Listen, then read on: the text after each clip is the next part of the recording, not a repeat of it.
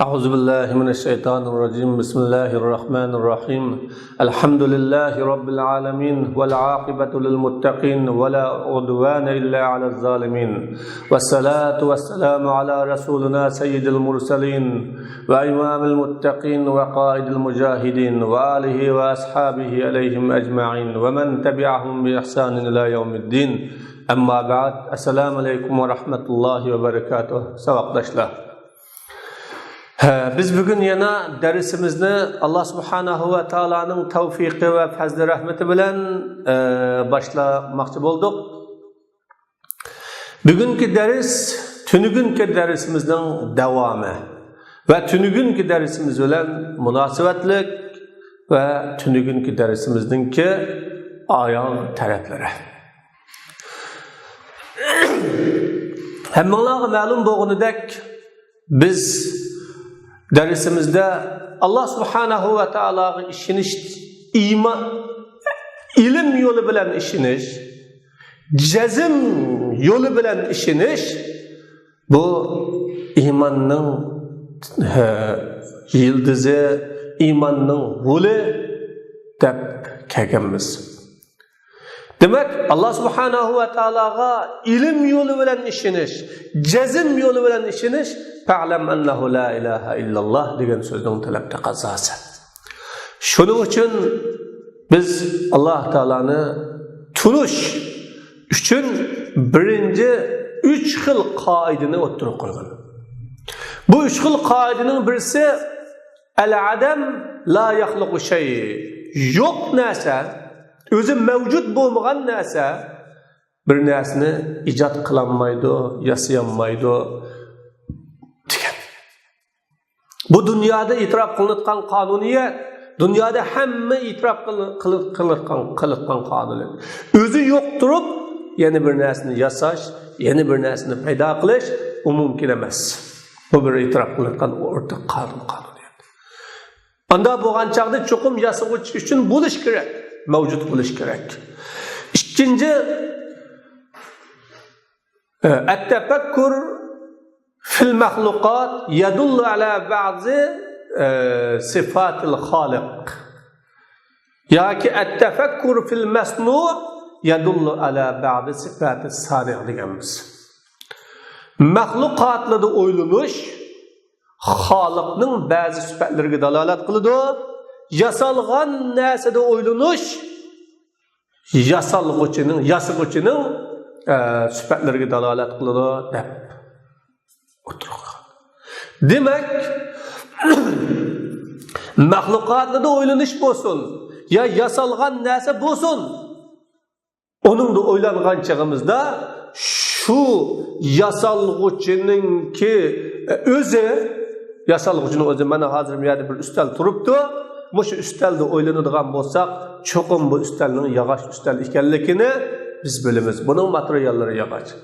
Unda bo'lgan chaqda bu yasalgan bu ustalninki o'zi yog'ochdan tarkib topganligini bilgandan keyin biz bu yasag'uchining yog'ochga ega ekanligini, bu yasag'uchining yog'ochni kesalaydiganligini, hamda har bir narsaga o'ziga loyiq kesalaydiganligini ve bunu silik kılalaydıganlıqını, bunun a'zalarini bir-biriga yemlayalaydiganlıqını biz bilamiz. Demek, mush yasalg'uchining o'zida o'ylansak, bunun yasalg'uchida bir xil malik sifati bor. Ikkinchisi alim, buni yasash ilmi bor. Uchinchisi hakim, buni har bir a'zoni o'zining layoqida qo'yishtirish hikmati bor. To'rtinchisi qadir, qaviy, buning kuchi yetganligi. Beşincisi habir, bunun bir tecrübesi bağlılığı dalalet kılınır sifatlar var. Biz muşundaq kanuniyet bilen dünyaya qarab, kainatga qarab, bütün mahlukat, mevcudatga qarab, bu mahlukat, mevcudatlarını bir yasag'uchining bağlılığını biz bildik. Yasag'uchining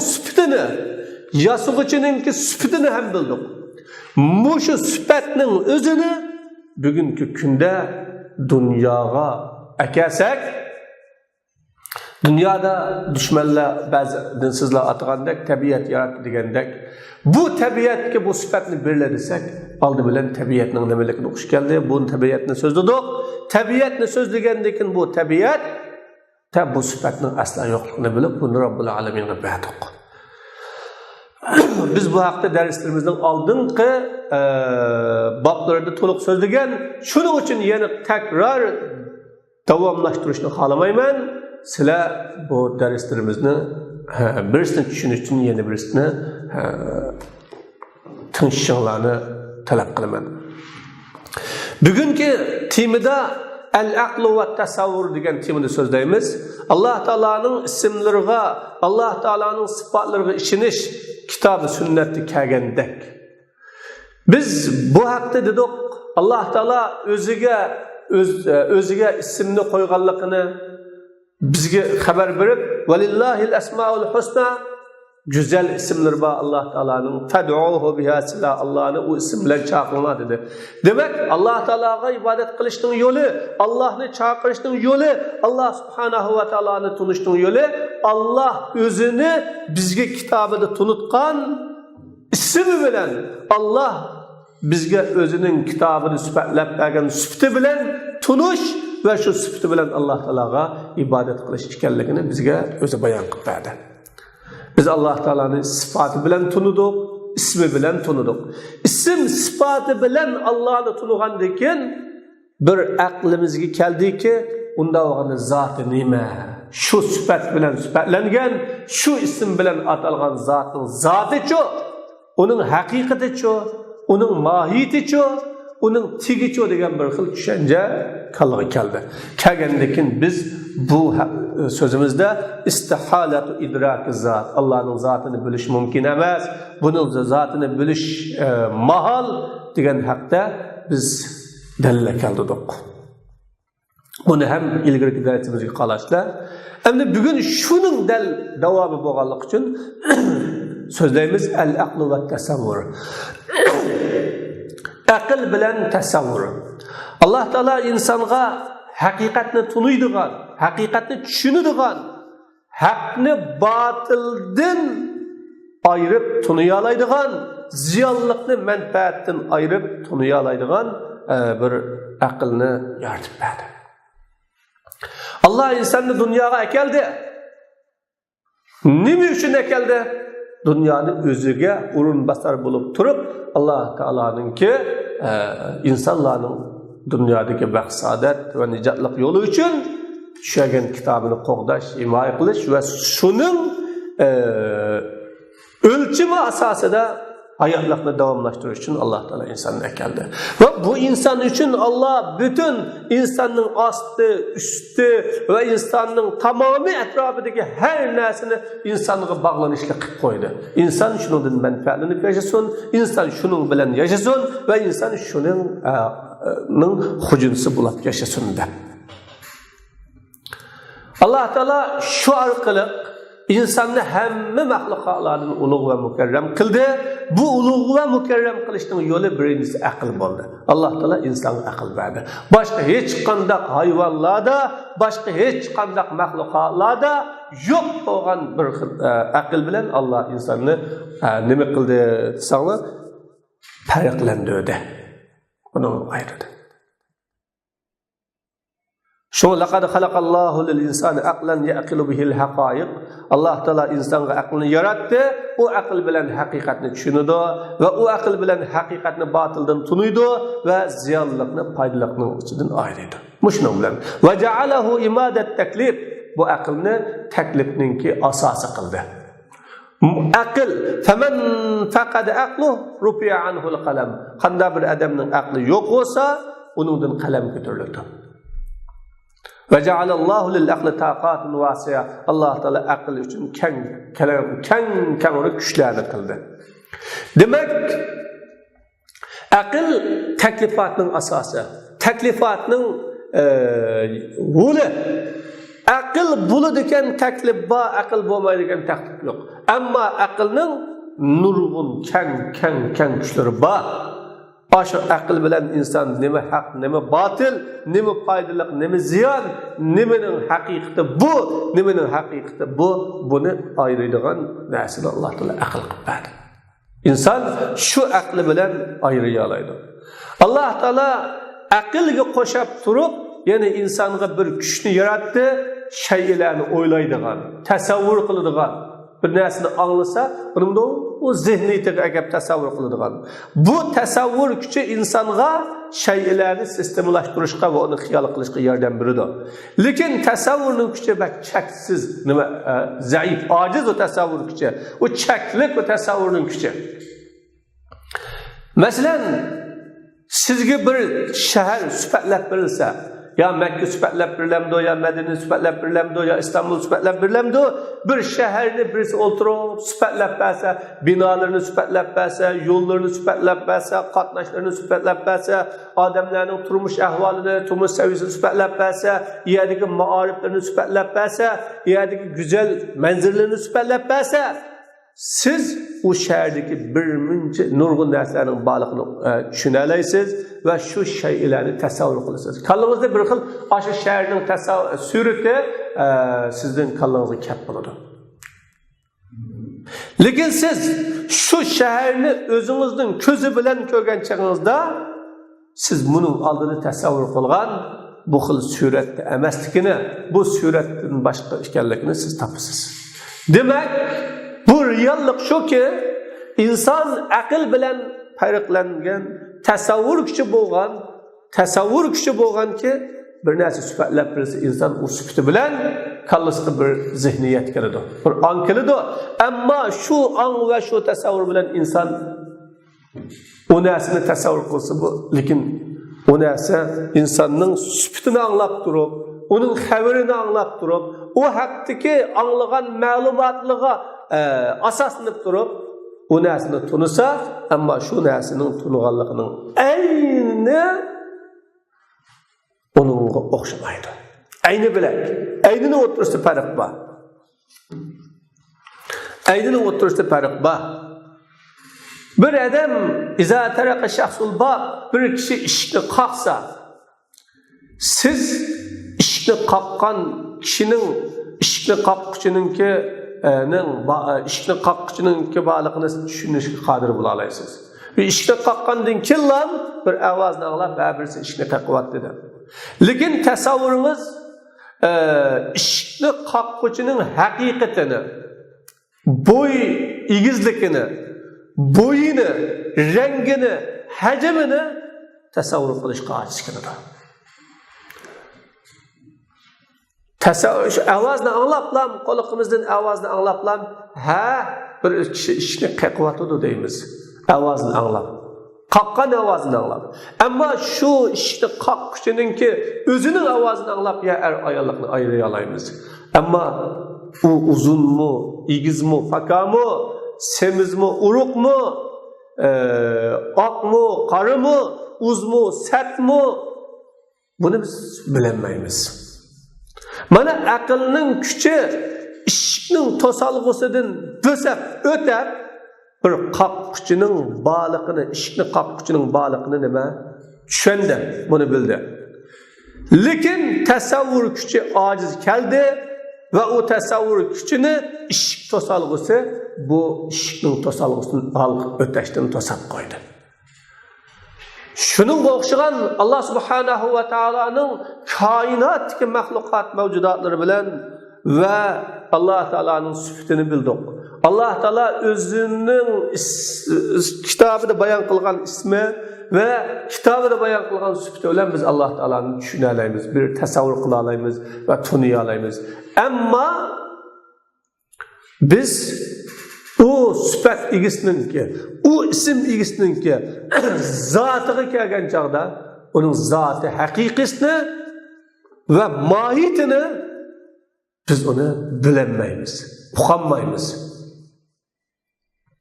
Çünkü bir ishning keynidagi kishininki onun cho'ng kichikligi, egiz pakaligi, uruq semizligi, qoriligi, uz satligi, hajmining nimaligini farqlandirilmagan bu aql, bu tasavvur kuchi Alloh taolaning bu koinotdagi sifatlariga qarab turib, qanday Alloh subhanahu va taolaning zoti va ilohiyasida haqiqiy bir suratni, ayni bir suratni tasavvur qila olsin. Valillahil masalul a'la. Alloh taolaga oliy bir misol borki, aql Allohning ishinidir.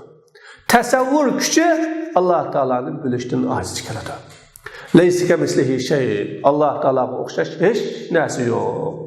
Buni Alloh taolo o'ziga o'xshash bir narsaning bo'lishligini mutlaq nafi qildi. Ne zoti, ne sifati, ne qiliqida Alloh taologa o'xshaydigan bir o'xshashninki yo'qligini Alloh bizga xabar qilib bo'lgandan keyin va huwas-samiul basir. Alloh taolo eshitgan, eshituvchi, ko'ruvchi deb xabar berdi. Demak, bu Alloh taolaning ism sifat haqidagi eng chong qoida birodarlar. Alloh taolo o'ziga ismni isbotladi, sifatni isbotladi. Sami' basir ismni isbotladi, Sami' basir sifatni isbotladi. Oldida laysa kamislihi shay dedi. Demak, Alloh taolo ism bilan ataladi, ammo bandil atalganda emas. Sifat bilan sifatlanadi, ammo bandil sifatlanganda emas. Alloh taologa zot bor, ammo bandilning zotiga o'xshash emas. Valillahil demak, sifatga qarab turib, yoki u haqda kelgan xabariga qarab turib, u narsaning, ya'ni u sifatlanguvchining yo u ism bilan atalguvchining haqiqatini, zotini, aynasini to'liq olmaydi. Bu qonuniyat bu. Shu Alloh taolaning zotini bilishimiz biz mumkin emas.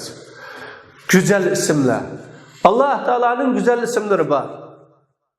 Güzel isimler var. Allah Teala bu güzel isimler bilen özünü atedi. Allah Teala'nın 99 ismi mi var? 99. Peygamber Aleyhisselam inne lillahi tis'aten ve tis'ine ihsan, inne lillahi tis'aten ve tis'ine ismen men ahsaha dehlel cennet. Kim bu 99 isimni ahsa diyen alime ve hafize degan ma'noda bu 99 ismning ma'nosini bilib, ma'nosini tushunib, ma'nosidan to'liq xabardor bo'lib, uni yodlab, esida chin saqlab, shuning talab va taqozosi bo'yicha yashagan bo'lsa, jannatga ketadi. Demek bu 99 isim. Mesela hasib, velillahil meselul a'la, hasib degan bir sifatni inson o'ylasa, hisob og'ichi degan bir sifatni o'ylasa, Alloh taolaning hisob og'ichi ekanligini bilgan kishi ömür hayotida Alloh taolaning buyrug'idan chiqmay, to'sqindan yanmay, Alloh taolo yuklagan omonatni ko'tarib, sizgan yo'lda yashab, o'lim kelsin Alloh taolo uchun o'lalaydiganligiga shu yetarli. Alloh taolaning uningdan bilak yana bir ismlarim bor. Bu 99 isim mahsur emas, xos emas va buninglan bilan bog'liq emas. 99 isim, boshqa ismi bor. Payg'ambar sollallohu alayhi vasallam bu haqda avista'sarta bihi fi ilmil g'aybi indak dedi. Sen o'zingning huzurida, g'aybul olamda qolgan isming bilan senden so'rayman deb Rasululloh xabar berdi. Demak, Alloh taolo bizga o'zininki kitobida bayon qilmagan, ammo huzurida Alloh o'ziga o'zi qolgan bir ismlar bor. Bu ismlar bilan ismlarning soni 99 emas. Hadisda kelgandek. Yana Alloh velillahil asmaul husna fad'uhu biha dedi. Alloh taolaning go'zal ismlari bor. Sizlar o ismlarni chaqiringlar. Güzel isimlerinin qatarı el-vahidul ahadus samad. Vahidul ahad. Zatı bir, sıfatı bir, kılıkı bir. Allah'ta ait her kandak neside Allah bir. Bunun kaç nesi okşamaydı. Es-samad ellezi yuqsadu fil havaid ve la yahtacu ilen nas ila ahad. O kim? Samad degen bütün İnsanlar hacetli, g'emmi, so'raydigan suolida yuzlanadigan, qasd qiladigan, ammo o'zi hech kimga muhtoj bo'lmaydigan bir kishi kishi degan ma'noda. Ya'ni insonlar inga muhtoj bo'ladigan. As-Samad Xuja degan ma'noda. Al-Qayyum al-Qaimu bi nafsihi val muqimu li ghayrihi. Qayyum idora qiluvchi, boshqaruvchi degan ma'noda. Bütün Allah Taala o'zini sifatladi al-Qayyum deb. La ta'khuzu sinah va la nawm deb. Xoliq, yaratquchi, musavvir degan yaratgan narsaning suratini sizg'uchi, shaklini sizib berguchi, suratga keltirguchi dedi. Rahman, Rahim, bilug'lik, Latif, Razzaq, Vasi degan pazlik kengri, rahmeti kengri. Allah Taalaning rahmeti hamma narsani o'z ichiga oldi. Musulmon, kofir, butun narsa Allah Taalaning rahmeti ichida. Azim, katta, al-Aziz, g'olib. Hech narsa Alloh taologa to'salg'ilik qilinmaydi. Hakim har bir narsani o'zining o'rnida qo'yib, o'zining o'rnida o'rlashtiruvchi, alim, bilguchi, hafiz, saqlag'uchi, hodi yetaklig'uchi, muhyi o'ltirib, mumit tirildirguchi, varis hamma narsadan kim qilib, shu narsaga birga ega bo'lguchi. Kullu man alayha fan va yabqa wajhu robbika zul jalali val ikram. Demak, yuqorida biz Alloh subhanahu va taolaning boliqi va birligi, Alloh taolaninki sifati va af'olida Alloh taolaning misli yo'qligini biz bayon qildik, tushundik. Mana bu yuqoridagi 3-4 dars bilan Allah subhanahu va taolaning la ilaha illalloh degan mush bir so'zni so'zlabdimiz, sharhlabdimiz. Mushuni yaxshi tushunishini qaraymiz. İkincisi Muhammedur Resulullah degan guvohlik. La ilaha illalloh degandan keyin biz Muhammedur Resulullah degan guvohlikka o'tamiz. Muhammed sallallohu alayhi va sallamning rost payg'ambarligiga, haqiqiy payg'ambarligiga uchiq dalillar. Tuanda biz mushaqda uchiq dalillarni keltirib, Rasulullahning ummatning yetakchisi va ustozi ekanligiga dalolat qilamiz.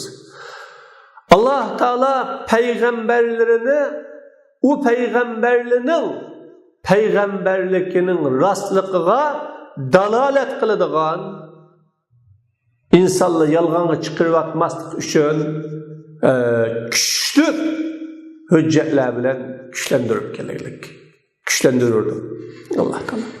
Demak, har bir payg'ambarni Alloh taolo odamlar yolg'onga chiqamisin, ishonmay qolmasin deb qanday qildi? Payg'ambarligining rostligini, haqligini isbotlaydigan dalilni, mo'jizani billa keldi. Buning qatorida Rasululloh sallallohu alayhi vasallam bor. Mana Alloh taolo va laqad arsalna rusulana bil bayna. Biz payg'ambarlarimizni nima bilan avatdik? Mo'jizalar bilan avatdik. Dalillar bilan avatdik. Isbot bilan avatdik. Hujjat bilan avatdik deydi. Demak, bu payg'ambarning yo'li, islomning yo'li dalil, hujjat, isbot, faktni asos qiladigan yo'li birodarlar. U siyosiy kuchiga, iqtisodiy kuchiga, huquqiga, saltanatiga tayinib turib odamlarni zo'rlaydigan yo'l emas. Bu aqliy jihatdan qanoat qilib turib, tasavvur jihatdan qanoat qilib turib, dalil isbotning kuchligiga uni qanoat qilib turib chaqiradigan yo'l bu. Alloh taolo Muhammad alayhissalatu vassalamni aniq bo'lgan hujjatlar, keskin bo'lgan dalillar bilan kuchlantirdi. Mana buning birisi al-bayina al-mu'jiza al-Qur'oniyya. Qur'oni Karimningki mo'jiza ekanligi, ya'ni fakti. Qur'on fakti, Qur'oniy mo'jizasi. Hamda Rasululloh sallallohu alayhi vasallamning mo'jizasini Qur'oni Karim qilgan. Her bir payg'ambarning mo'jizalari moddiy va ma'naviy, ya'ni hissiy mo'jiza, ma'naviy mo'jiza bo'ladi. Bunun içinde Rasulullah sallallahu aleyhi ve sellem'in mo'jizalari shu, hissiy. ayının yerilişi, Resulullah'ın siretini okusanlar bu hakta bilirsizler. Ama biz bugün ders temimizden halkı ötep ketmeydiğen bu ağaçka bu hakta demeyimiz. Allah Teala Muhammed Aleyhisselatü Vesselam'ın mucizesini davamlık insanların hemmesi kıyamet günü kadar kanaat kılsın dep davamlık kıldı. Davam kıldı. Ta kıyamet gününe kadar adamlar Resulullah'ın mucizesini anlasa, mucizesini iniklasa, mucizesini teşhirse insanlar kıyamet gününe kadar kanaat kıldı. Bunda kanaat kılsın için Allah Teala Resulullah'ın mucizesini zaman ve mekanına çeklep koymay davami kılıp koydu. Kur'an-ı Kerim mucizelerinin en güçlü kıldı Allah Teala. Yani Kur'an-ı Kerim mucizelerinin en güçlü. Allah Teala peygamberlerine vergen mucizelerinin içinde en güçlü mucize Kur'an mucizesi. Ve Allah Teala onu tehripten, düşmanlarının özgürtüvətişi, meyli lebzini özgürtüvətsin, meyli kelimelerini özgürtüvətsin, meyli ma'nilerini özgürtüvətsin, meyli onun bergen haberlerini özgürtüvətsin, her kandak özgürtüşten Allah Teala saklap kaldı. Yani kafirlerin Kur'an-ı Kerim'e çekilişten, Kur'an-ı Kerim'in karı kolunu sozaştan, Kur'an-ı Kerim'e zehir hendelik kılıştıktan Allah Teala saklap kaldı. Ta bugünkü güne kadar Kur'an-ı Kerim'ni Allah Teala aynı zamanda özünün Resulü'nü çürüzgendek saklap kaldı. Allah Teala "Afamen kana ala bayinatin min Rabbi ve yetluhu şahidun minhu ve min qablihi kitabu Musa imamen ve rahme ulaike yu'minun bih ve men yekfur bihi minel ahzab fennar mev'iluh." Yani öz Rabbidin pakit hüccet mucizege ega bo'lgan va shu mucizini asas qilgan kishi va uningga o Rabbi tarafidan Cibril alayhissalomdan iborat bir pakit ergashgan, pakit ergashib uning haqligini malaikalar o'tirisida isbotlagan va uningdan burun Musa alayhissalomning kitobi imom yetakchi bo'lgan holatida, rahmat bo'lgan holatida ular uningga ishonadi deb Allah Teala "Afamen kana ala bayinatin min Rabbih" Rabbi tarafidan kelgan pok ustiga bo'lgan kishi deb Rasululloh sallallohu alayhi vasallamni o'z tarafidan bo'lgan pok bilan jo'natganlikni bizga xabar berdi. "Va men yakfur bihi min al-ahzab" kim bu Rasulullohga kafir bo'lsa jamoatlar ichidan o't onunki joyi o't qibardi. Ya'ni bu Qur'onga tanish, payg'ambarga tanish insonni o't qibaradigan omillarning birisi. O't qibaradigan omillarning birisi. Demek Allah Teala Resulullah sallallahu aleyhi ve sellem'e özü tarafidan bir mucizini qilganligini, pakitni qilganligini ve bu pakitka yana bir pakit Cibril aleyhisselamdan iborat pakitning ergishib kelganligini bizga xabar berdi. Ve onun aldığını Musa aleyhisselam'ın kitabı tek Resulullah sallallahu aleyhi ve sellem'ninki haberleri bilen haber berganligini, peygamber bulup evatilganlık bilen bişaret berganligini bizga haber kıldı. Demek bu Kur'an Resulullah'ın katta mucizesi. Ve lihazihil beyinetil Kur'aniye evcuhun tuvaddihu icazel Kur'an nezkuru minha. Yani bu Kur'ani mucizinin bir münçe nurgun yolları var. Kur'an'ın mucizelikini kösüp birdiğen ve yürütüp birdiğen, rüşelleştirip birdiğen. Demek Kur'an-ı Kerim'in mucizeliki bir netçe taraftan. Netçan hil vecihi bilen Kur'an'ın mucizeliki aşkar bulup durdu. İspatlanıp durdu buralarla. Biz şu Kur'an'ın mucize işgallikini tunusak, Resul-i Ekrem sallallahu aleyhi ve sellem'nin peygamber işgallikini tunuyumuz biz. Resul-i Ekrem sallallahu aleyhi ve sellem'nin rast peygamberlikini biz bilimiz. Biz bu yollardan birincisi fasahatul Kur'an ve azametuhu daime. Kur'an'ın fasahetine. Kur'an'ın fasaheti ve onunki davam büyüklüğü, davam mukaddes ekanligi, kattaligini so'zlaymiz. Qur'oni Karimning labzi tarafdan tahlil qiladigan bo'lsak, bu Qur'oni Karimning kelimelerininki bir-biri bilan bağlanışı, ayetlerning bir-biri bilan bağlanışı, suralarning bir-biri bilan bağlanışı jihatdan ham mo'jiza. Qur'oni Karim intayin fasih. Endi Araplar dünyadaki en fasih, yani sözü uçuk, mazmuni mo'l, gapni qisqa qiladigan, ammo intayin mo'l mazmunli qiladigan bir millat. Bugun ham şu Araplarning so'ziga qolsanglar, bu Arap so'zi intayin cho'nqir mazmunni o'z ichiga oladigan bir so'z. Mana Qur'oni Karimning davrida Araplarninki sözü fasahatlik şu derecede fasahatli yuqori chiqqan ediki, ular en fasahatlik uslubda she'rlarni yozib, en fasahatlik uslublarda beytlarni yozib, dunyoga ilan qilgan. Hatta en fasahatli uslublarda yozgan bu beytlerini Sab'a muallaq, Ashri muallaq deb Mekke mukarramidagi Baytullohil Haramga asqan.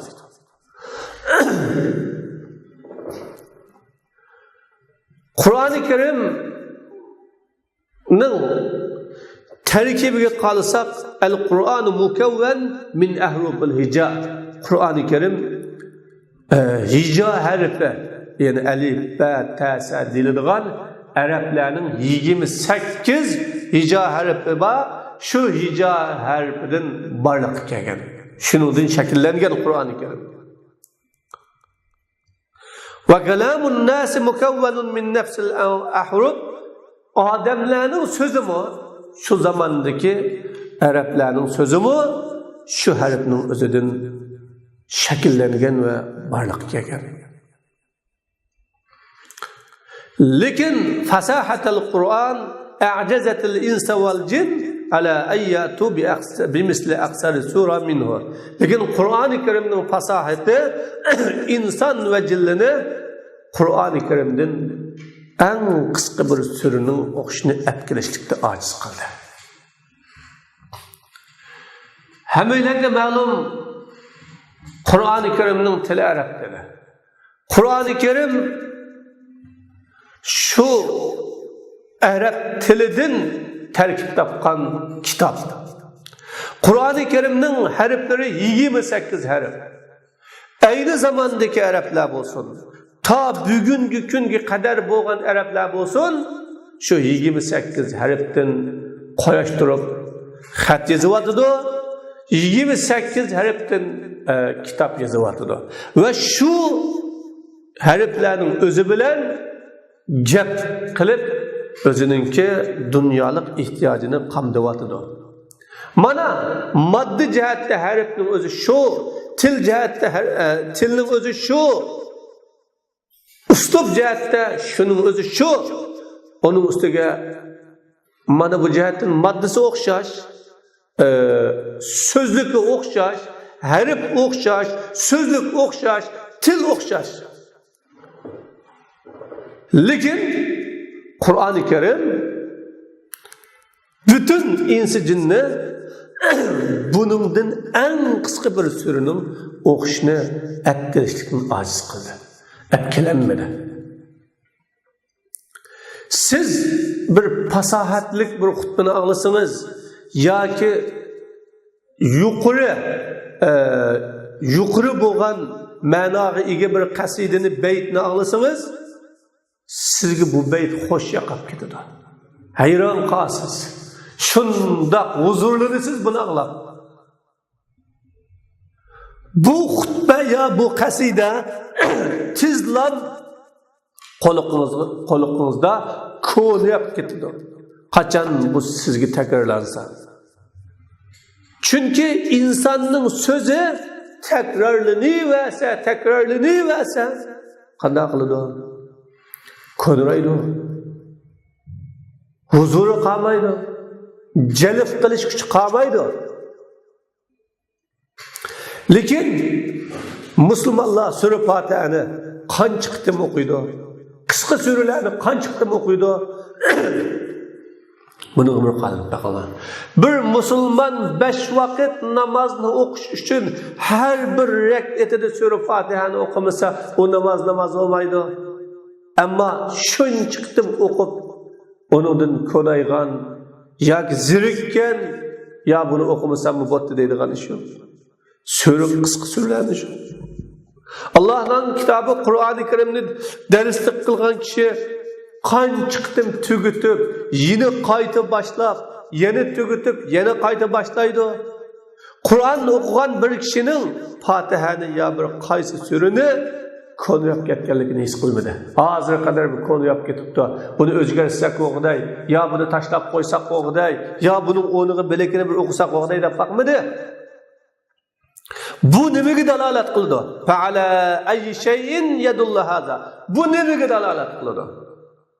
Shak shubhisizki bu ko'rinish har qanday aqlli kishi inson uchun Qur'oni Karimning Alloh taolaning ko'naymaydigan, Alloh taolaning quloqqa sat anglaymaydigan bir so'z ekanligiga guvohlik berdi. Demak, mayli siz buning ko'p takrorlanishi tarafdan bo'lsin, inson zirikmaydigan, mayli inson buning fasahati tarafdan bo'lsin, zirikmaydigan mana shu kitob birodarlar bu. Qur'oni Karimni hozir dunyoda eng ko'p kitob desak bo'ladi. Bir xil shakldagi eng ko'p kitob. Dünyada bir kitap 1 milyon, 2 milyon, 5 milyon, 10 milyon yasilibdi, setilibdi, disqan ish bo'lsa, dunyo hayron qoldi, mamchitilga tarjima qilinibdi deb. Lekin Qur'oni Karim desa, Qur'oni Karim hozir milliard setilibdi. Har zaman, har davr setilibdi. Necha xilga tarjima qilinibdi. Nurg'un yetuk ulamalar uni tafsir qilibdi. Qur'oni Karim bugun milliard insonning asosliq marjasi bo'lag'liq birodarlar.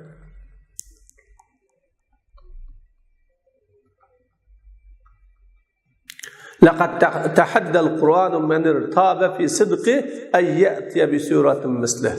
Qur'oni Karim rastligida, bu Qur'oni Karimning rast kitob ekanligini shak qilgan kishini uning o'xshaydigan bir surani olib kelishlikka jang e'lon qildi.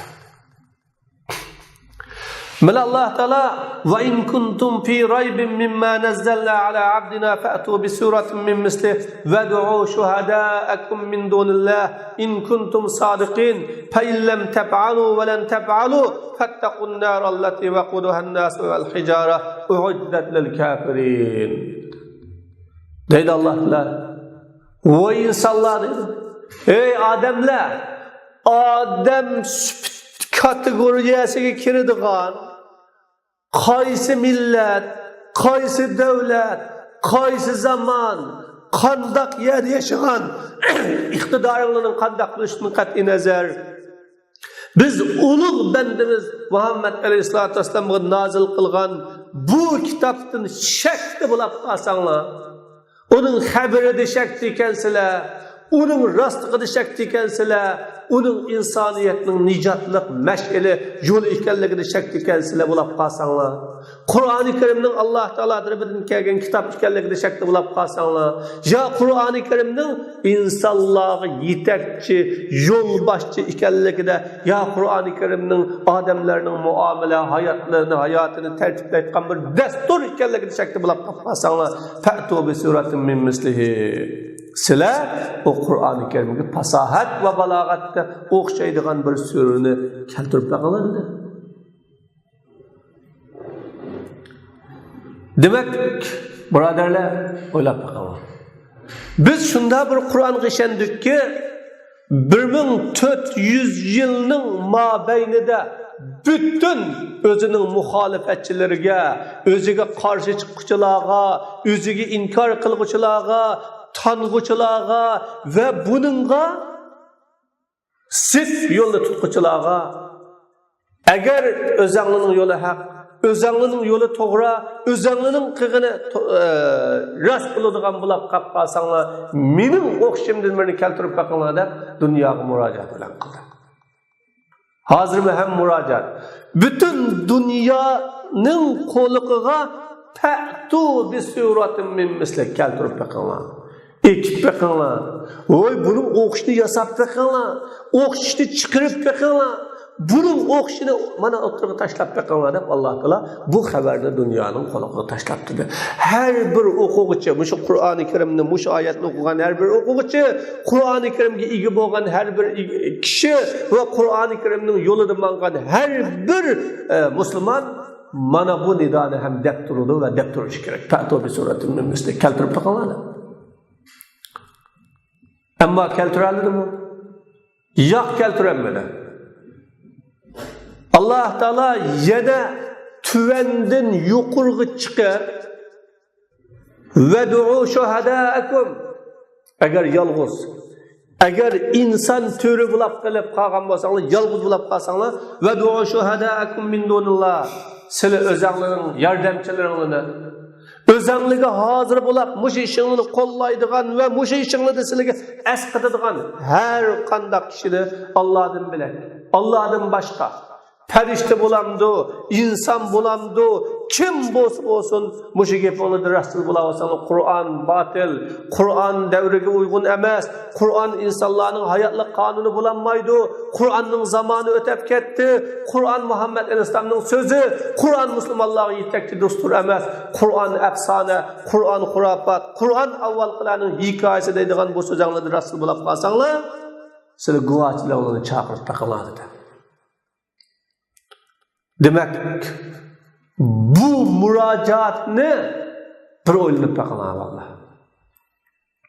Allah Teala insondan halqib jinga, jindan halqib malaikaga, hatta malaikadan halqib o'zidan boshqa bütün narsalarga Allah Teala murojaat qildiki, bu mening so'zim, g'ayrimning so'zi emas. Mana buni yasab baqinglar, buni keltirib baqinglar. Dunyoda nurg'un kitoblar bor. Uning patni to'g'ri bir odamda. Uni yasayolmaysa emas, yasimisin, durimisin, o'g'irlimisin, buning bir narsa kiygizmisin deydi. Qur'on ishga uchuq darvosi ichib etilgan kitobki, muxolifatchi bo'ladi ekansiz, her zaman aklınızı işletemsiz ve kimni çağırırsınız? Meyle devletler arı bulamdı, milletler arı bulamdı, cemaatler arı bulamdı, kimler arı olsun bu yerde bir grubu teşkiller, tedkik kılıdığın, izleydiğin, noksan izleydiğin, mana şu, Araplarını yardımcı kılıp oturup silbirini keltirip baqinglar deydi Allah Teala. Mana bu jang hozirmi dunyoga e'lon qilingan.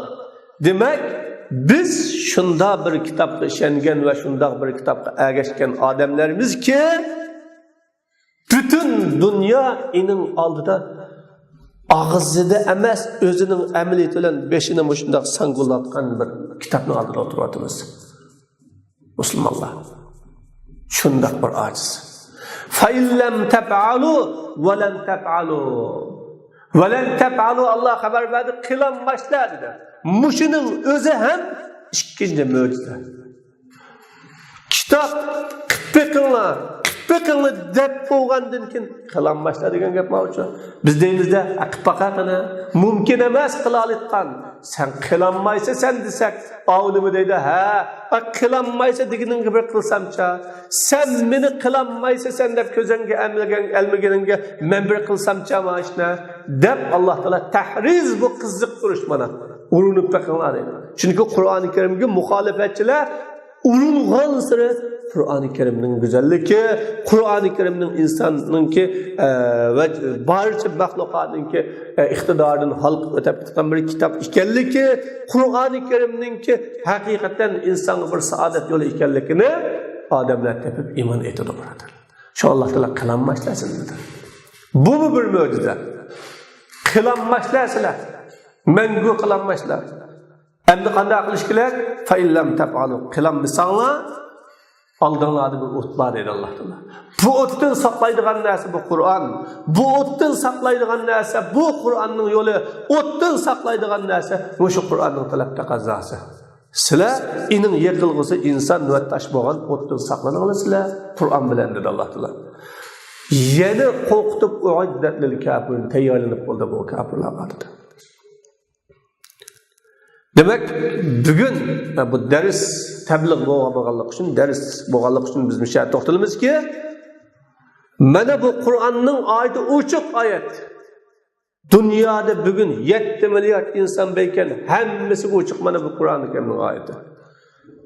Bugün Arab, Ajam hamma millat bu Qur'onning Karimning oyatini o'qiyotdi. Ammo o'zgartanmidi? İslam düşmanlariga bu jang e'lon qilgan bu Qur'on, İslam düşmanlariga onun acizligini, onun bu Qur'onga teng kelanmayotganligini, bu hujjatning oldida ko'ranglasa bo'lmayotganligini davomli eskartib turgan bu Qur'on bu oyatni hech kim o'chirib o'tmaydi. Agar Qur'oni Karimga daxli yetkazilgan bo'lsa, birinchi yo'lab shu oyatni o'chirsa bo'ladi. Demek Qur'oni Karimning mayli fasohat tarafdan bo'lsin, mana ijoz ekanligi chiqib turadi. Kim yana bu Qur'on ijoz kitob emas, kim yana bu Qur'on shundoq mo'jizalik kuchli kitob emas desa, bugun ham o'tirib chiqsa bo'ladi. Inakka. İkincisi Qur'oni Karimning g'ayb bilan xabar berishi. Bu g'ayb bilan xabar berish bu Qur'oni Karimning vahiy ilohiy ekanligininki bir dalili, mo'jiza. G'aybni Alloh alam biladi. G'aybni Alloh alam biladi. Qur'oni Karim nurg'un xabarlar bilan, qiyomatga munosabatli xabarlar, mushu dunyoning zamoni oxiriga munosabatli xabarlar, odamlarning Qur'oni Karimning sunnati bo'yicha mangmasa shaqiylikqa, baxtsizlikqa erishayotganligiga munosabatli xabarlar, hamma nurg'un xabarlar bilan Qur'oni Karim xabar berib bo'ldi, birodarlar. Nurg'un g'ayblar bilan xabar berib bo'ldi Qur'oni Karim. Am bu Qur'oni Karimning g'ayb bilan xabar berganligi Qur'oni Karimning Alloh taolo tarafidan ekanligiga dalil bo'ldi bu. Chunki g'aybni Alloh biladi, g'aybga yopishgan bu Qur'oni Karim agar Allohning so'zi bo'lmay qolsa, bu g'aybga yopishmaydi. G'aybga yopishganligining o'zi Qur'oni Allohning dalili ekanligiga dalil. Va Muhammad alayhissalatu vassalam Qur'onni odamlarga yetkazganligiga dalil bo'ldi bu. Mana bu g'aybiy xabarlardan birinchisi Farislarning, ana u Farislar Ubbada Avsan deyiladi, butqa chuqunatgan butparastlar Rumga g'alaba qilgan chaqda, Rum ahli kitob Falastindagi ahli kitoblar bilan Paris hozirgi Iran o'shaning o'rtasida bir urush bo'ladi ekan. Shu urushda Farislar Rumliklardan ustidan g'alaba qiladi. O'sha g'alaba qilgan chaqda bergan xabari. Makkadagi mushriklar Rumliklar g'alaba qilgan chaqda qattiq xushallanib ketgan. Og'izga tagmay ketgan. Va ular musulmonlarga Rumliklarning oqibatiga o'xshash bir oqibatga duchor bo'lganlik bilan qo'rqitgan. Mana silim yo'q bo'lasizlar, Rummi yo'q qoldi, silim yo'q bo'lasizlar, silning yo'lanlama halokatning yo'li, siliningki esilgan diningni halokatning dini, silim shundoq dunyodan asta tugashlar deb musulmonlarga qo'rqitgan, tahdid qilgan. Bu xabar mu'minlarning ko'nglini bearam qildi. Fasazalikal mu'minin, bu xabar mu'minlarning ko'nglini bearam qildi. Diliga tashvish soldi. Mana shundoq bir psixik urushida, psixik jingida Alloh subhanahu va taolo mu'minlarning ruhini ko'tarish, mu'minlarning ruhiy dunyosiga tasalli qilish va dunyodagi toifalarning, firaqlarning oqibatının qandaq bo'ladiganligiga xabar berish uchun Alif Lam Mim g'ulibatur Rum fi adnal ardi va hum min ba'di ghalabihim sayaglibun fi bid'a sinina lillahil amru min qablu wa min ba'du wa yawma idhin yafrahul mu'minun bi nasrillahi yansuru man yasha wa huwal azizur rahim wa'adallahi la yukhlifullahu wa'ada walakinna aktharan nas la ya'lamun. Alif Lam Mim bu sözdeki maksatını Allah özü biladi. Biz bu Alif Lam Mim mutashabih harflar bo'lib, bunun ma'nosini Allohning o'ziga topshiramiz. Bu Qur'oni Karimning ijaz yo'li. Demak, bayam degandek Qur'on Alif Lam Mim soatdek mundaq harflar bilan tarkib topgan va shuningdan qo'shtirilgan. Siliningki kitoblaringlar ham shuning bilan tarkib topdi. Demak, bu Qur'onning tarkibida hech qanday bir farq yo'q. Amma Qur'oni Karim mu'jiza. G'ulibatur Rum mag'lub bo'ldi, mag'lub qilindi. Makka ziminining eng yaqinida, ya'ni Makkaga eng yaqin yerda mag'lub qilindi. Endi adna degan bu yaqin, tuvan degan ma'noda bo'lib, mushuni ham bugungi kundagi jo'g'rafiya ilmlari buni ham bir mo'jizaning qatoriga kirgizdi ekan, buni o'z vaqtida, o'z navbatida buni bilishinglarni umid qilamiz. Va hum min ba'di g'albihim ular mag'lub bo'lgandan keyin yaqinda binetçi yil ichida g'alaba qiladi dedi Alloh taolo. Va hum min ba'di g'albihim, o rumliqlar mag'lub bo'lgandan keyin yaqinda binetçi yil ichida g'alaba qiladi. Lillahil amru min qablu va min ba'du. Musulmonlar shunga diqqat qilinglar. İş bunun oldida Farislar g'alaba qilib Rumliqlar mag'lub bo'lsin yoki Rumliqlar g'alaba qilib Farislar mag'lub bo'lsin, dunyoning ishi ne buning oldida bo'lsin, ne buningdan keyin bo'lsin, Alloh taolaning. Alloh taolo o'rlashtirdi dunyoning ishini. Alloh taolo bekitdi dunyoning ishini. Alloh taolo boshqardi dunyoning ishini. Shu chaqda Rumliqlar g'alaba qilgan chaqda mu'minlar Alloh taolaning nusratidan xushal bo'ladi deb Alloh taolo xabar berdi. Yansuru man yasha, Alloh taolo xohlagan ishiga beradi bu nusratni. Va huval aziz, Alloh taolo g'olib. Hech kim Alloh taolo nusrat bergan kishini mag'lub qilinmaydi. Rahim, mehribonki, Allohga isilgan, Alloh taoloning tarafdorida turgan, Alloh taolo yo'lida zulm chekkan kishiga Alloh taolo hargiz tashlatmaydi. Bu Allah'ın va'disi, Allah va'disiga xiloflik qilmaydi. Lekin ko'pincha odamlar bilmaydi.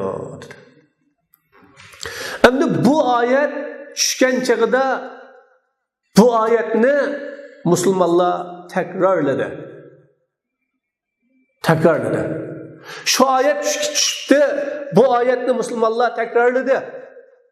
Va tahakkam bima va'adat bihil kafirun. Va bu musulmonlar inin bilen kafirlar tehdit kılgan nesini mesfir kıldı. Hey kafirlar, körağlap ketmanglar, haddinlerden eşip ketmanglar, mağrurlanıp ketmanglar, özanlardan pekirlenip ketmanglar. Senin işini bitidu. Yakında senin yok olurlar. Ve tesedda kafirun li Ebi Bekr radıyallahu anhu yurahinuhu ala ennel furs len tezhazim fil muddetilleti haddedetel ayat bi kelimeti bizasinin. Bir kafir Ebi Bekr Sıddık radıyallahu anhu'a rəni qoyaş qılı görü dep koymuzga görü koyuş qılı bir urundu.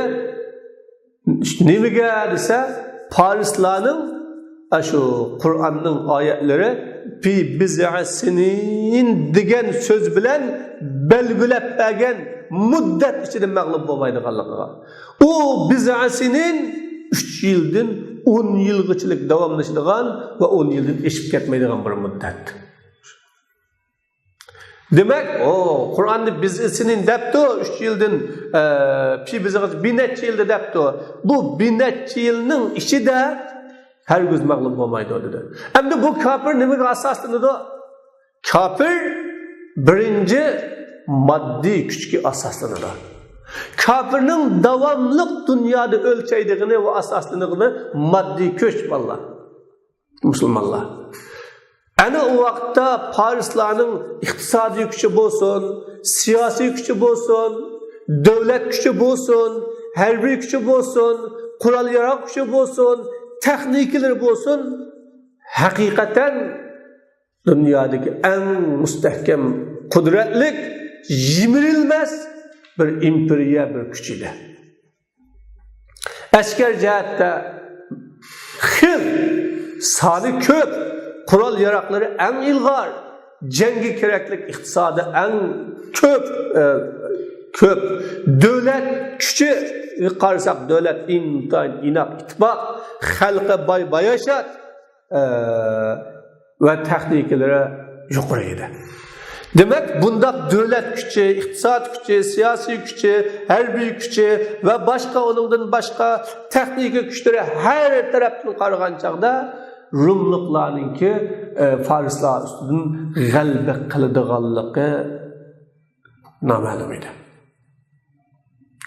Ammo musulmonlar nimaga asoslanib bu do'yilga kiralaydi, bu ra'nini qo'yalaydi, bununla shuncha ola ishonchi bilan o'tirga chiqalaydi. Faqabila Abu Bakr Siddiq ar-rihan qabla tahrim ar-rihan. Abu Bakr Siddiq radhiyallohu anhu ra'nini qabul qildi. Ra'ni qo'yash harom qilishdan burun. Go'ro qo'yash kinchi harom, go'ro qo'yash. Ammo shu harom qilishdan oldida Abu Bakr Siddiq radhiyallohu anhu buni qabul qildi. Ve Resulullah sallallahu aleyhi ve sellem o ra'nining davomlashganligiga ruxsat qildi. Ha bo'ladi shunday qilganda. Kafirlar ra'niga kirgan kafir bilan bir saf tutdi. Xuddi musulmonlar Allah subhanahu va taolaning va'dasining amalga oshishini kutib bir saf tutgandek. Demak, bu bir kafir bilan bir musulmonning o'tirishidagi ra'ni emas, bir musulmon millati bilan kufr millatining o'tirishidagi bir ra'ni edi. Şu derecede çok ra'niydi. Bu bir qitimliq intayin psixik urushida. Kafirlar o'zining kuchiga tayinib turib, qudratiga tayinib turib, texnikasiga tayinib turib, o'zining moddiy jihatdagi g'albining barcha sabablarining o'zida borligiga tayinib turib, dunyoda ko'ranlasa, musulmonlar o'zi ishongan dinning to'g'riligiga va o'zi agashgan kitobning haqligiga, o'zi bergan, o'zi agashgan payg'ambarning eng dunyoda haq payg'ambarligiga ishonib turib, mana bu iman bilan, mana bu itiqod bilan, mana iman va aqidaning kuchi bilan dunyoga do'yilg'i tushadigan edi birodar. Mana imanning kuchi shunday bir kuch. Rasul sallallohu alayhi vasallam deydi: "Faynal bid'a ma bayna salasila tis." Nima? Bid'a degan arabchada 3dan 9gachilik bo'lgan arliqda deb Rasululloh. Demek 3 yıl bolan 9 yılın oldida. Ve vudi'atin nubuve amama imtihan.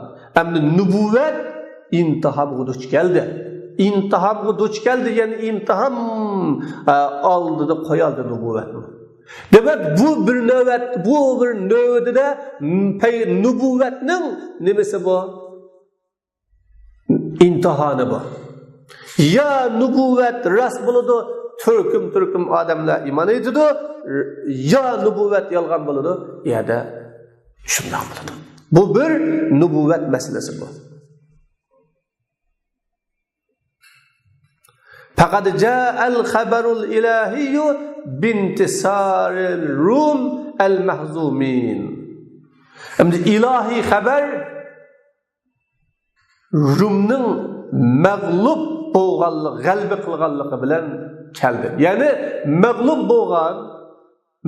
bo'lgan Rumninki g'alaba qilganlik xabarini olib keldi ilahi xabar. Va laysa hunaka min ad-dalail ma yadullu ala annahum yantasirun.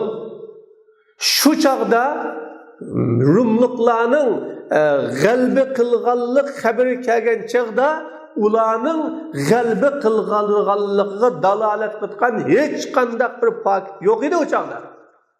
Rumluqlarda na iqtisod, ne siyaset, qaysi bir jihatdan bo'lsin, farislarga selishtirgan chaqda, farislarga tanlagan chaqda hech qanday bir g'alaba qilish alamati yo'qdir, birodar. Vaqtni 10 yildan tuvandab bekitdi. Xabar tavilni qabul qilmaydigan qurilma bilan va'dallohi la yuxlifullohu va'da valakin aksaran nas la ya'lamun degan qurilma bilan keldi. Bu siyg'i bilan keldi. Bu Allohning va'dasi, Alloh va'da xiloflik qilmaydi, lekin odamlarning ko'pinchisi buni bilmaydi degan mushning bilan keldi.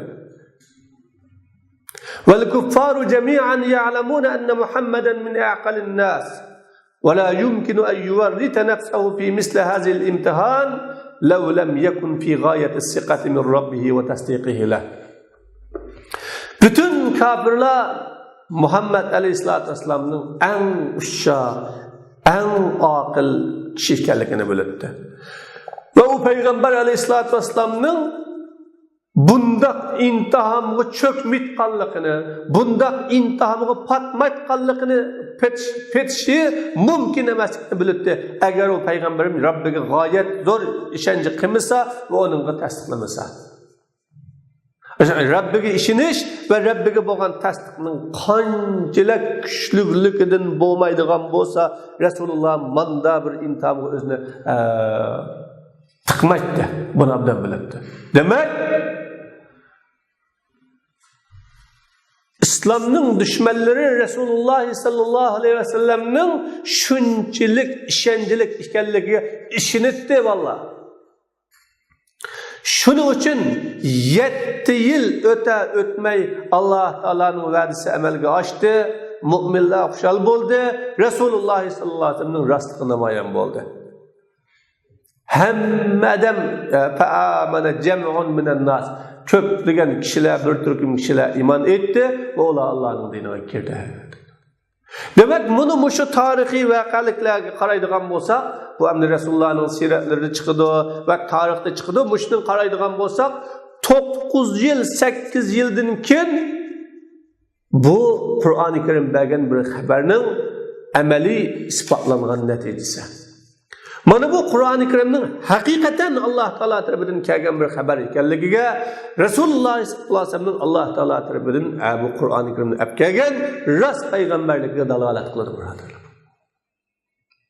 Shundaqla bu Qur'oni Karimga ayni zamondagi musulmonlarning qanchalik darajada ishonitganligi, tayinitganligi, qanchalik darajada bu Qur'oni Karimga ne tasdiqlayotganligiga ham dalolat qiladi. Bu bir. İkinci birisi Rasululloh sallallohu alayhi vasallamni mushriklar tarafdan, Yahudlar tarafdan qasdlab o'ltirishga bo'lgan urinish bak ko'pdi. Va buning urinish bak chiqadi. Urush yo'li orqali, ya'ni jang yo'li orqali yoki suiqasd yo'li orqali bak ko'p urinibdi. Haqiqatan Payg'ambar alayhisolatu vasallamni tamomiy kofirlar, mayli mushrik, mayli yahud, mayli xristian, hammasi birdek jangda bo'lsin, ashuni inshaalloh atqan, suiqasdlar bo'lsin, qasd qilgan edi. Rasulullohning dushmani shuncha ko'p. Demak, Rasulullohning xatarning ichida, shundoq bir qiyam xatarning ichida. Mushuning bilan Qur'oni Karim Rasulullohga dushmanlarining payg'ambarga chaqlanmayotganligi, ziyon solmayotganligi va payg'ambarga hech bir qilinmayotganligi, ya'ni Rasulullohga bir ziyon apkelanmayotganligini bilan tushdi. Alloh dedi: "Va izqulna laka inna robbaka ahata bin nas." Siz Muhammad olsam biz sizga bir degan gapimiz var, shuni aslan. U gap nima? Inna robbaka ahata bin nas. Sizning Robbingiz odamlarni qudrati bilan qo'rishidi. Demak, ahata degan to'rt atrofdan qo'rishganlikni deymiz. Odamlarni, bu yerda musulmon bo'lsin, kofir bo'lsin, kim bo'lsa bo'lsin, inson sifatining ichiga kirgan butun odam Alloh taolaning qo'rishog'i ichida, birodarlar. Alloh taolaning qudrati ichida. Alloh taolaning ihotasi ichida. Hech kim Alloh taolo qudrat bermagan, Alloh taolo imkon bermagan ishni vujudga chiqarmaydi. Shuning uchun yomon bak elsirab ketishning hojati yo'q. Demak, bu yerda odamlarning qudrat ichida ekanligini, ihota ichida ekanligini bayon qilish orqali Rasul Akram sallallohu alayhi vasallamga Alloh taolo ishonch, o'ziga bir ishonch, jasorat ato qildi. Va Alloh taolo ya ayyuhar rasul, ey payg'ambar, siz Rabbimiz tarafidan tushirgizilgan vahiyni, omonatni yetkazing. Agar anda qilmasangiz uni yetkazgan bo'lmaysiz dedi. Demak, bu din bütün bir gavda birodarlar. Buningdan bir parchasini, bir qismisini ya bir yerini qandaq bir sabablardan bo'lsin, sabablardan qo'yib qo'yganlik bu dinni yetkazmaganlik, dinning omonatini ko'tarmaganlik, din mirosini olmaganlik, payg'ambarga varis bo'lmaganlik. Allah sizni odamlardan saqlaydi dedi. Mana bu oyat tushgandan keyin Rasululloh sallallohu alayhi vasallam o'zini saqlayotgan sahobalarni ya ayyuhan nas insarifu anna faqad asamanallohu azza va jalla dedi. Va insalloh ketinglar dedi. Insarifu anna degan bizdan qaytib ketinglar, bizni Alloh taolo saqladi dedi. Suiqasd shuncha ko'p bo'ldi. Lekin Alloh taolo bu suiqasdlarni bichit qildi, amalga oshirmadi. Va'dasini amalga oshirish uchun, o'zining va'dasini amalga oshirish uchun Rasululloh sallallohu alayhi vasallamdan keyin 4 xulafaur roshidinning 3 shahid qilindi. Vaholanki islom kuchli, kufri yo'qliqlik, aminlikning sabablari to'liq xalifaligi. Ve Resulullah sallallahu aleyhi ve sellem bu zaman Resulullah'ın zamanında bundak emirlik toluk emesti. Lekin ilahi cihet, ilahi mudafa o Resulünü kutkazdı. Şu özünün Rabbinin verdiği işinip davet yolundan mangan sakçılarını ketkizvatkan bu Resulü kutkazdı. Ve onunla Allah Teala verdi kılgan nesine emelge aşırıp verdi. Demek İslam'ın devri kelgen, Müslüman'ın devri kelgen, nifak ve küfrünün devri yok algan, eminlik asası cihetin işqa aşkan, ama kafirler şundak bir eminsiz buluvatkan bir zamanın özü de tut halifinin üçü ketdi. Bunu bilin direkt bito İslam'ın rehberleri, İslam'ın pişivaları ve İslam'ın asası cevdi kısmını İslam düşmanları devamlı onu yok dişinin koydu batkallığı ve koygu çıtkallıkını. Ama Allah subhanahu wa ta'ala Resulullah'ını ben qoğdayman, saklayman de Allah Teala verdiğini amelga şoğallıqını. Demek bu Allah saklaydı sizni degendin ki haber Medine'deki zamanında 5'deki zamanda boğan ta ahirçilik 10 yıl Allah Teala sakladı ya Muhammed Aleyhisselam'da. Qoğduğu uçsuz, yima yıklı uçsuz sakladı. Mana bu bergen haber amelga açtı. Üçüncüsü Resulullah peygamberler zeminde nöbetleşip kep durdu. Yarışardı. Birisi kitip. Lekin Resulullah yani Muhammed sallallahu aleyhi ve sellem meydana kelgenden başlap peygamberler üzüldü. Peygamber akağını gitken iş tügüdü. Bu Allah Teala'nın sözünü rastgele çıkarış için ma kana Muhammedun eba ahadin. Muhammed aleyhisselam sizlerin erlerinlerden birisinin dadisi emez. Lekin Allah'ın Resulü peygamberlerin hatimisi Allah Teala hem nesini bilgiçidir. Vallahi alem Allah bilgenliki için Resul sallallahu aleyhi ve sellem'dinkin peygamberlik kılmadı buralarlar. Peygamberlik kılışka adamlar ihtiyaç bulmaydıganlıqını. Çünkü Allah subhanahu ve taala mana bu risaletini kötürüp mağınıgan, mana bu amanetini qoğdaydıgan, mana bu din davetini ta kıyamet günüçülük özünün bütün barlığını atap durup himaye kılırgan, şundak bir türküm adamlarını peygamberlerinin yetekçisi kılıp Resulullah'ın fazileti, Resulullah sallallahu aleyhi ve sellem'ninki hürmeti, Resulullah'ınki en ahirete peygamberlik bilen peygamberlerinin tacılık baka bilen ketiş için Allah Teala peygamberlerini evetmedi. Vallahi alem deydi. Bu gaybi haber bu. Bu haberini Muhammed aleyhissalatu vesselam dünyaya peygamber bulup kelgandan keyingi asrlar beri rastga chiqadi. Mana bu peygamberlerin ahirisidan keyin peygamberning yo'qligiga guvohlik berdi mana bu. Demek Resulullah'ın kelgan ta bugunga kadar bo'lgan zamonlarda hech qanday bir peygamber kelmadi. Allah peygamber kelmaydi, ağırsa deptir rast kelmedi. Kur'an bergen haberi şu. Şu Kur'an-ı Kerim'in mayli fasahati bo'lsin, mayli bergen haberi bo'lsin, hemmisi bir mucize. İnşallah dersimizin ağırsını Kur'an-ı Kerim'in hazırlıkta ilmi mucizeleri, yeni ilmi mucizeleri bilen yine devamlaştırırız.